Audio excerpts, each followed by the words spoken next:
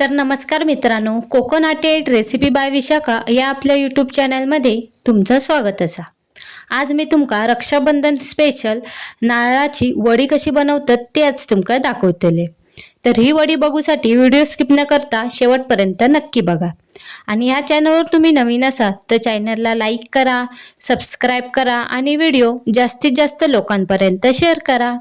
तर चला रेसिपी सुरुवात करूया। मी एक चुलीवर कढई ठेवलंय, त्याच्यात मी 2 चमचे तूप टाकून घेते। आता मी त्याच्यात टाकते डेसिकेटेड कोकोनट म्हणजे पांढरा खोबरा। ह्या मी 2 कप खोबरा घेतलाय।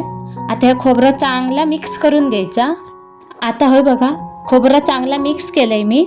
आता ह्याच्यात मी 1 कप दूध घालून घेतय। या वडीत ना दूध टाकल्यामुळे वडी मस्त चव येतात। जर ह्या मिश्रण गॅसवर बनवत असाल तर गॅस बारीक करायची आणि ह्या वडीचा मिश्रण तयार करून घ्यायचा। ह्या मिश्रण पण चांगला मिक्स करून झाला।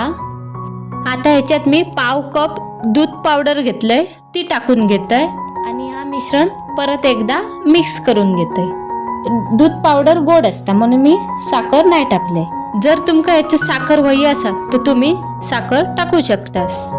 आता ह्या मिश्रण ना जरासा घट्ट होईपर्यंत ह्या मिक्स करून घ्यायचा। हे बघा, या मिश्रण जर असं घट्ट झालंय, हे बघा। आता या मिश्रणात मी सुकवलेले गुलाबाचे पाकळे टाकून घेतोय, थोडेसे पिस्त्याचे काप आणि अर्धा चमचो वेलची पावडर। आता हे मिश्रण परत एकदा मिक्स करायचा। हे बघा, मिश्रण चांगला मिक्स करून घेतलंय। आता हे मी अर्धा मिश्रण बाजूक काढून ठेवतोय आणि अर्धा कढईत। हे बघा, आता ह्याच्यात मी या मिश्रणात कलर येऊसाठी मी बीटाची पावडर टाकून घेतय।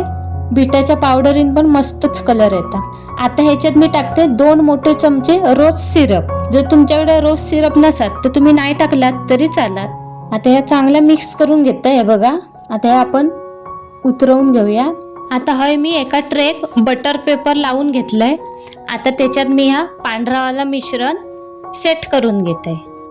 या मिश्रण पसरवताना ना जर असा तूप लावायचा म्हणजे ह्या कालट्या चिटकत नाही।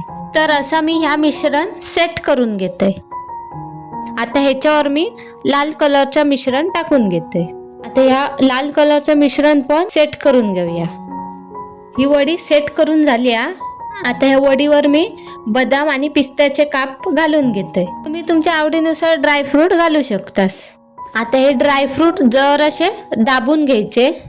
ही बर्फी मी संध्याकाळची बनवले, त्यामुळे मी ही रात्रभर अशीच बाहेर सेट करत ठेवतले।